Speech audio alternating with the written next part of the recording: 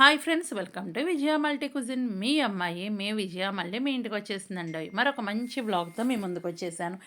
ఏంటి ఆ వ్లాగ్ అనుకుంటున్నారా? ఆ వ్లాగ్ ఏందో తెలుసుకోవాలంటే మీరు వీడియోలోకి ఎంటర్ అయిపోవాలి.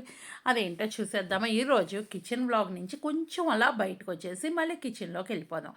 బయట ఒక లుక్ వేసేసేయండి. కాస్త బయట లుక్ వేస్తే మీకు కూడా ప్రశాంతంగా ఉంటుంది. మంచి గ్రీనరీ చూసినట్టు ఉంటుంది. అన్నాను కదని చెప్పి ఒక కుండీనే చూపిస్తాను అనుకుంటున్నారా? లేదండి, ఇంకా చూపిస్తాను. ఇంకెందుకు లేట్, చక్కగా అవి కూడా చూసేద్దాము. ఇంకా చూసేద్దామా, వెళ్ళిపోదామా కిచెన్లోకి? చెప్పేసేయండి, ఇంకెందుకు ఆలస్యం, హ్యాపీగా చూసేసేయండి. ఆకుకూరకు వస్తున్నాను. ఇది ఏం ఆకుకూర అంటే పాలకూర అండి. నేనే ఇత్తనాలు చల్లుకున్నాను. చక్కగా మీరు ఇంట్లోనే ఇలాగే పెంచుకుంటే కనుక ఎలాంటి కెమికల్ లేకుండా హ్యాపీగా తినేసేయచ్చు. కొంచెం అన్న మనం తిన్నామనే ఫీలింగ్ ఉంటుంది. ఇంకొకటి, ఇక్కడ పాలకూర ఇట్లా కట్ చేసిన తర్వాత ఏర్లు ఉంటాయి కదండి, ఏర్ల నుంచి కూడా మళ్ళీ మనకు కొమ్మలు వచ్చేసి మంచి ఫ్రెష్ ఆకులు అనేది వస్తూ ఉంటాయి. నాకు ఇదైతే ఒక రోజుకి సరిపోతుంది. పక్కనైతే చిన్న కుండీలో దోస ఇత్తనాలు వేసాను. ఇది చక్కగా ఉప్పేసి నానబెట్టేసుకుంటే ఇంకేదైనా పై డస్ట్ ఇలాంటివి ఉంటే పోతుంది. మట్టి అనేది కొంచెం ఏర్లు కతుక్కుంది. ఇది కడిగేసుకుందామండి. ఒక 5-6 సార్లు కడిగితే శుభ్రంగా పోతుంది. ఇంకా నేను కొన్ని మొక్కలైతే వేసుకున్నాను. ఎందుకంటే మాకేం మట్టి లేదు, అంతా బాలకానీలో వేసుకునే మొక్కలేనండి. చూస్తున్నారు కదా. నాకు ఈ ఆకుకూర అయితే ఈరోజు పప్పులోకి సరిపోతుంది. ఇంకెందుకు లేట్, చూసేసేయండి. పక్కన అయితే చిన్నులపై వేసాను. ఇవన్నీ చిన్నులపై, మన ఇంట్లో చిన్నులపై గర్భాలు ఉంటాయి కదా, అవి గుచ్చేస్తే ఈ విధంగా కుండీలో వచ్చేసింది. చూద్దాం ఎంతవరకు వచ్చింది ఏంటనేది. ఇదైతే పుదీనా. చక్కగా నా పుదీనా ఇంట్లోనే ఉంది. 2 అయితే గులాబీ చెట్లు వేసుకున్నాను. మల్లె చెట్లు అండి. మల్లె చెట్లు కూడా ఇప్పుడు మొగ్గలు స్టార్ట్ అయింది. ఎందుకంటే మాకు ఈ టైంలోనే మొగ్గలు వస్తూ ఉంటాయి కదా, కాబట్టి మొగ్గలు కూడా స్టార్ట్ అయినాయి. చూసేసేయండి, ఇంకెందుకు. చిన్న వీడియో, చింతలేని వీడియో అండి. చూసారు కదా మా ఇంటి పక్కన గ్రీనరీ ఎంత బాగుందో చూడండి. చక్కగా ఇవన్నీ మాకు ఎండాకాలం కూడా చల్లగా ఉంటుందండి. ఇలా అయితే చుట్టూ ఇట్లా పచ్చదనం చూస్తూ ఎంజాయ్ చేస్తూ ఉండొచ్చు కదా. కాబట్టి ఇక్కడైతే చూస్తున్నారు కదా, ఎండకనేటప్పటికి స్క్రీన్ అనేది కొంచెం అలా కనిపిస్తుంది. చూశారు కదా, కలబంద కరేపాకు అయితే నేను తీసుకొచ్చి వేస్తున్నా కానీ అంత పెరగట్లేదు. పుదీనా కూడా కోసుకుందాం. ఇక్కడ పుదీనా కూడా ఉంది, చూసేసేయండి. ఇంకా నేను ఆల్రెడీ కుండీల్లో అది చూపించాను కదా, ఓల్డ్ వీడియోలో మీరు చూసుంటారు. ఇక్కడ పుదీనా కొంచెం అయితే ఇట్లా కోసేసుకుంటాను. ఎందుకంటే ఉన్నది కోసేసి మళ్ళీ తిరగతో వేసి చక్కగా ధనియాలు వేసుకుంటే మళ్ళీ ఫ్రెష్ కొత్తిమీర అనేది వస్తుంది. ఈ విధంగా చక్కగా ఉన్న 4 ఆకులు తుంపేసుకొని చక్కగా పక్కన పెట్టేసుకుంటాను. ఈ రోజుల పప్పులో కూడా అదే వేస్తాను. ఇంకా ఆకుకూర ఉంది కదా, ఆకుకూర కూడా కొంచెం మీరు కల్లుప్పేసేసి కడిగితే గనక మనకి లోపల ఏదైనా డస్ట్ ఉన్నా అలాంటివి శుభ్రంగా పోతుంది. ఈ కొత్తిమీర అయితే నాకు వచ్చింది. ఇదైతే పప్పులోకి సరిపోతుంది. ఇక్కడ కుండీలంతా మట్టి తిరగతో వేసాం. మళ్ళీ ఇత్తనాలు అనేది పోసేసుకుందాము. చూస్తున్నారు కదా, ఇంకా వంటింట్లో అనేది వచ్చేసాం. మన వంటింటి బ్లాగే కదా, వంటింటిని ఎలా మిస్ అవుతాం చెప్పండి. మీలో ఎంతమంది వంటింటి వ్లాగ్స్ నచ్చుతున్నాయి, నచ్చటం లేదనేది కామెంట్ చేయండి. ఇంకా మీకు ఎలాంటి రెసిపీస్ కావాలి అనుకుంటున్నారు అనేది చెప్తే కూడా అవి కూడా చేయటానికి ట్రై చేస్తానండి. పలాంటి రెసిపీస్ అని చెప్పండి, ఇంకా అవి కూడా చేయటానికి ట్రై చేస్తాం. మన వంటింట్లోకి వెళ్ళిపోదాం. మన వంటింట్లోకి వెళ్ళే ముందు ఒక్కసారి ఒక లుక్ వేసేసేయండి. ఇంకా వంటింటి పనులు అంటే ఉంటానే ఉంటాయి కదా. ఇంకోటి ఏంటంటే, ఈ వీడియో మొత్తం మీద మీకు ఏమేమి రెసిపీస్ చూపించాను ఏంటనే చెప్పేసేయండి. ఇక్కడ చపాతీ చేశానండి. హాఫ్ చపాతీ అయితే అలా ఎత్తి పెట్టేశారు. ఇంకెందుకు హాఫ్ చపాతీ, శుభ్రంగా నేను తినేస్తాను. ఇక్కడ చూసారు కదా, ఫస్ట్ అనేది ఆకుకూర అనేది శుభ్రం చేసేసుకుంటాను.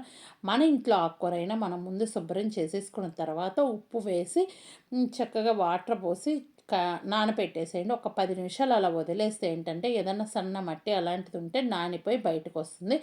తర్వాత చాలాసార్లు అలా జాడిచ్చేసుకొని శుభ్రంగా కడిగేసి పెట్టుకోవాలి. కొత్తిమీర కూడా నేను అలాగేనండి, కొంచెం కల్లుప్పు వేసేసి పక్కన పెట్టుకున్నాను. ఇక్కడైతే పప్పు చేస్తున్నాను. పప్పుకైతే గనక కందిపప్పు, ఎర్రపప్పు తీసుకుంటున్నాను. ఈ కందిపప్పు అనేది ఏపి పక్కన పెట్టుకున్నానండి. అందుకే అక్కడక్కడ నల్ల గింజ అయితే ఉంది.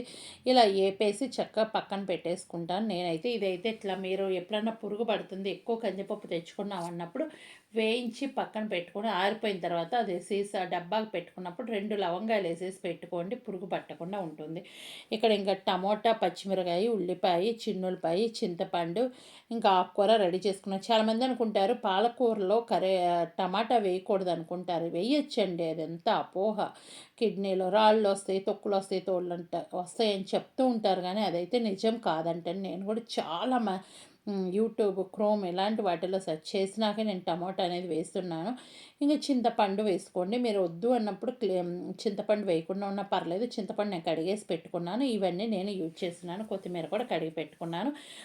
చిన్నులపాయ నేను కారం వేయకుండానే ఏ పప్పు అయినా చేస్తానండి. నా పప్పు అంటే గనక గ్రీన్ కలర్‌లో ఉంటే ఇష్టం కాబట్టి నేను అసలు కారం అనేది యూజ్ చేయకుండా చక్కగా ఇట్లా నేను వేసుకుంటాను.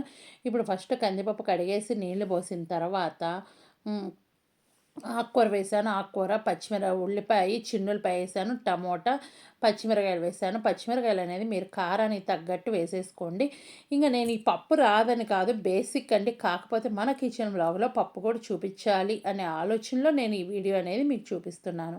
ఇంకెందుకు అందుకే చూసేసేయండి. పప్పు సింపుల్‌గా, టేస్టీగా ఇలా చేసేసుకోండి. జాబ్‌కెళ్ళేవాళ్ళు కూడా చక్కగా పావు గంటలో మీకు పప్పు రెడీ అయిపోతుంది. ఇవన్నీ రెడీ చేసుకొని కుక్కర్ సిమ్‌లో పడేసి వాష్‌రూమ్‌కెళ్ళేసి స్నానాలు చేసి ఇవన్నీ రెడీ అయ్యి వచ్చేటప్పటికి చక్కగా పప్పు విజిల్స్ వస్తది. కట్టేసి చక్కగా తాలింపేసేసి బాక్స్‌లో పెట్టుకొని వెళ్ళొచ్చు మార్నింగ్ జాబ్‌కెళ్ళేవాళ్ళు. ఇప్పుడు సంబార్ వేశాను. ఆయిల్ వేస్తున్నాను. ఆయిల్ వేస్తే ఏంటంటే పొంగకుండా ఉంటుందండి పప్పనేది. సో, మనం సంబార్ అనేది లేకపోతే కొంచెం పసుపు కూడా వేసేసేయండి. ఇక్కడ కుక్కర్ విజిల్ మీరు గ్యాస్ కట్ అయితే తడిపేసి పెట్టేసేయండి. ఈ విధంగా గ్యాస్ కట్ పెట్టిన తర్వాత పైన అనేది నేను పేపర్ పెడతాను. ఒకవేళ పేపర్ లేదు అంటే మీ దగ్గర క్లాత్ ఉంటుంది కదా! కరెక్ట్‌గా దాని సైజ్ కట్ చేసుకొని పెట్టేసుకొని ఆ తర్వాత తీసి మళ్ళీ ఉతికి పక్కన పెట్టుకోవచ్చు. ఈ విధంగా కూడా పేపర్ అనేది ఒకటే యూజ్ చేస్తూ ఉండొచ్చు. నేనైతే పేపరే యూజ్ చేస్తున్నాను. ఇక్కడైతే నేను బియ్యం కూడా తీసుకుంటున్నాను. ఈ బియ్యం కడిగేసి చక్కగా పెట్టేసుకుంటే అన్నం పెట్టేసుకుంటానండి. ఇక్కడైతే పప్పు విజిల్ వస్తుంది. హ్మ్. ఇంకో స్మాల్ రిక్వెస్ట్ ఏంటి అంటే గనక మీరు మన ఛానల్ ఫస్ట్ టైం విజిట్ చేశారా అయితే ఏం లేదండి, వీడియో కింద రెడ్ కలర్‌లో సబ్స్క్రైబ్ అని ఉంటుంది. దాన్ని టచ్ చేస్తే బెల్ ఐకాన్ వస్తది. ఆల్ అని టచ్ చేయండి. ఏ వీడియో చేసినా మీ దాకా నోటి వస్తది. మీరెప్పుడు ఫ్రీగా ఉంటే అప్పుడు మన వీడియోలు చూడొచ్చు. ఇక్కడ పక్కన టీ పెట్టుకుంటున్నానండి. నేను చక్కగా ఈ టీ పెట్టేసుకొని ఎంజాయ్ చేస్తాను. నేను ఈ పప్పుడికి, అన్నం ఉడికి, ఫ్రెష్ అయ్యి వచ్చి తినేటప్పటికి ఒక కప్పు టీ పడితే ఉంటుంది కదా! ఇంక అది చెప్పే పని లేదండి. హ్యాపీగా అనిపిస్తుంది. ఇక్కడ నేను టీ అనగానే టీ పొడితోనే పెట్టేస్తున్నాను అనుకుంటున్నారా? చూసారు కదా! నేను ఈ స్పూన్‌తో అర స్పూన్ టీ పొడి వేస్తాను. ఎక్కువ యాలుక్కాయలు, యాలుక్కాయి, అల్లము ఇలాంటివి వేసేసుకుంటానండి. ఈ రోజైతే గనక కొంచెం అల్లం వేశాను. యాలుక్కాయలు ఒక 2 వేసేసి దాంతో టీ పెట్టుకుంటున్నాను. ఇక్కడ టీ చక్కగా ఈ మరిగిన తర్వాత సిమ్‌లో పెట్టేసి షుగర్ వేస్తున్నాను. షుగర్ అనేది కాస్త ఎక్కువ వేస్తున్నాను. ఎందుకంటే మా అబ్బాయికి స్వీట్ అంటే ఇష్టం కాబట్టి వాడికి షుగర్ ఇది నేను వేసింది కూడా సరిపోక మళ్ళీ వేసుకొని కూడా వేడి చేసుకొని తాగుతాడు. ఇట్లా టీ పెట్టేసి పక్కన పెట్టేసుకొని ఉంటే చక్కగా ఓవెన్‌లో పెట్టుకొని ఎప్పుడు కావాలంటే అప్పుడు తాగొచ్చు. ఇంకా అల్లంతో అయితే గనక మనం టీ పెట్టుకుంటున్నాం కాబట్టి టీ అనేది నేను హెల్తీ అని అయితే చెప్పనండి. దాంట్లో వేసిన అల్లము, యాలక్కాయలు ఇలాంటివి మంచిది. ఇంకా మీరు పుదీనా ఇట్లాంటివి ఉంటే అవి కూడా వేసుకోండి. కరివేపాకు ఏస్తారు. నాకు కరివేపాకు టేస్ట్ అయితే నచ్చదు టీలో. ఇంక మిగిలిన పుదీనా, కొత్తిమీర ఇలాంటివి వేసుకొని టీ పెట్టుకోవడం చాలా మంచిదండి. తులసి ఆకులు గాని. హ్మ్.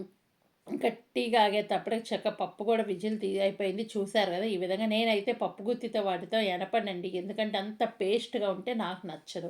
మీరు కావాలి అంటే పప్పు గుత్తితో ఎనపేసుకోండి. నాకెందుకో ఆ పేస్ట్ అంత పేస్ట్ నాకు నచ్చదండి పప్పు అయితే గనక. ఈ విధంగా చక్కగా గంటెతో కలుపుకున్న తర్వాత ఉప్పు వేయండి. ఫస్టే ఉప్పు వేయకండి. ఫస్ట్ మొత్తం ఇట్లా ఎనుపుకున్న తర్వాత ఉప్పు వేసేసేయండి. ఉప్పు వేసి మీరు ఇంకొకసారి కలుపుకున్న తర్వాత చెక్ చేసుకోండి సరిపోయిందా లేదా అనేది. ఇంకా ఏంటి అంటే మీరు నాకు పర్సనల్‌గా మెసేజ్ చేయాలంటే నా ఇన్‌స్టా ఐడీ ఉంటుంది. విజయరాణికే అని ఉంటుంది. విజయ మల్టీ కుజిన్ అని ఉంటుంది. అక్కడ ఎక్కడైనా సరే నాకు మెసేజ్ చేయండి. కాల్స్ అయితే చేయకండి. కాల్స్ చేస్తే అయితే గనక నేను బ్లాక్ చేస్తున్నానండి. ఒకవేళ కాల్ చేయాలి అంటే నాకు మీరు మెసేజ్ చేయండి. నేను మీకు కాల్ చేస్తాను అంటే గనక ఓకే అండి. లేదు అంటే నేను బ్లాక్ చేస్తున్నాను. ఏమి అనుకోకండి.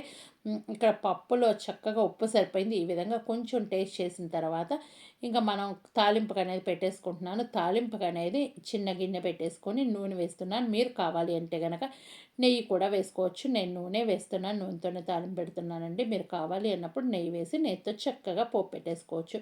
మా అబ్బాయి నెయ్యి తిండ కాబట్టి నేను నూనె తీస్తున్నా. ఈలోపు టీ కూడా చక్కగా మరుగుతాయి. మరిగితే వడగట్టేసుకొని హ్యాపీగా ఎంజాయ్ చేస్తాను. ఈ వీడియో మొత్తం మీద మీకు ఎన్ని రెసిపీస్ కనిపించినాయి చెప్పేసేయండి. చూసారు కదా! ఇందాక కొత్తిమీర తెచ్చుకున్నాను. కొత్తిమీర ఇంతవరకు వేయలేదు. ఇప్పుడు కొత్తిమీర అలా వేసి కలిపేసుకుంటే సరిపోతుంది. వేడి వేడి పప్పులో కొంచెం కొత్తిమీర కలిపేసుకోండి చాలు. అదేం ఉడికే పని అయితే లేదండి. ఇప్పుడైతే గనక ఇంగా నూనె కాగిన తర్వాత తాలింపు గింజలేయండి. అదేంది నూనె కాగినాకన్నా నూనె కాగలేదు అనుకుంటున్నారా? నూనె కాగకుండా నేను వేస్తాను. మీ అందరికీ తెలుసు మన ఛానల్ ఫాలో అయ్యే వాళ్ళకి. బాగా నూనె మరిగినాక తాలింపు గింజలు ఎత్తే ఏందంటే పైన కలర్ వస్తది. లోపల వేగవు కాబట్టి నూనె కొంచెం వేడైన తర్వాత తాలింపు గింజలేస్తాను. తాలింపు గింజలేసి వేసి జీలకర్ర వేసి ఎండుమిరపకాయ చెక్క ఇవన్నీ వేసి పోపు కొంచెం ఇంగువ వేసి తాలింపేస్తానండి. ఇక్కడైతే నేను చిన్నులపాయలు వేస్తున్నాను.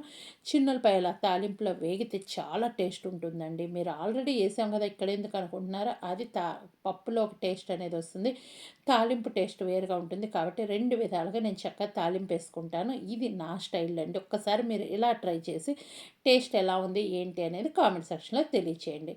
ఇప్పుడైతే చూసారు కదా, ఒక్క మిరపకాయ ఇట్లా ముక్కలు కట్ చేసుకొని ఎండు మిరపకాయ వేస్తున్నాను. ఈ ఎండు మిరపకాయ వేగేటప్పటికి చక్కగా మనకి చిన్నులపాయి తాలింపు గింజలు అన్నీ పర్ఫెక్ట్గా ఎగుతాయండి. అందుకే నేను ఎప్పుడైనా సరే నూనె బాగా మాడిన తర్వాత మీరు పోపు వేయకండి, ముందే పోపు వేయండి అని అయితే నేను చాలా వీడియోస్లో చూడడం జరిగింది. అందుకని మీరైతే ఇది ఫాలో అవ్వండి. ఒకసారి మీకే అర్థమైపోయింది. ఓ టెన్షన్ లేకుండా అమ్మో నూనె కాగిపోయింది, అది పరిగెత్తాలి ఇది పరిగెత్తాలి అనుకోకుండా చిన్నగా చేసేసుకోండి. ఇక్కడ మీరు కావాలి అంటే కరివేపాకు కూడా వేసుకోవచ్చు. నేను కరివేపాకు అయితే వేయలేదు. మీరు కావాలి అన్నప్పుడు కరివేపాకు వేసుకోండి. ఇక్కడ పోపు చక్కగా పప్పులో వేసిన తర్వాత విడిగా పక్క నుంచి ఒక గంట మన పప్పు ఉంది కదా, అది తీసుకొని చక్కగా పోపు గిన్నెలో వేసి వేసుకోవటమే. ఓకే, ఈ వీడియో మీకు నచ్చిందని అయితే అనుకుంటున్నాను. చూస్తున్నారు కదా, టీ రెడీగా ఉంది, మనకి చక్కగా పప్పు రెడీగా ఉంది, రైస్ కుక్కర్ పెట్టేసాము, ఇంకా అప్పడాలు అలాంటివి వేపుకొని హ్యాపీగా ఎంజాయ్ చేసేయటమే ఈరోజైతే. ఇంకా టీ వడగట్టేసుకొని నేనైతే ఒక గ్లాస్, చిన్న గ్లాస్ అండి నేను తాగేది, ఎమ్మటే అయితే చిన్న గ్లాస్ తాగుతాను పెట్టుకోగానే, తర్వాత ఇంకొకసారి వేడి చేసుకుని ఆ విధంగా తాగుతూ ఉంటాం. ఒకేసారి మనం తాగటం కన్నా చిన్న చిన్న గ్లాసెస్ తాగితే మంచిదే కదా. ఇప్పుడన్నా తాగితే రోజు ఇదే ఫుడ్లా తాగమని అయితే నేను చెప్పనండి. ఇట్లా పెట్టేసుకొని చిన్న కప్పుతో ఎక్కువ కూడా ఉండవు, చూపిస్తాను నేను నా కప్ అనేది.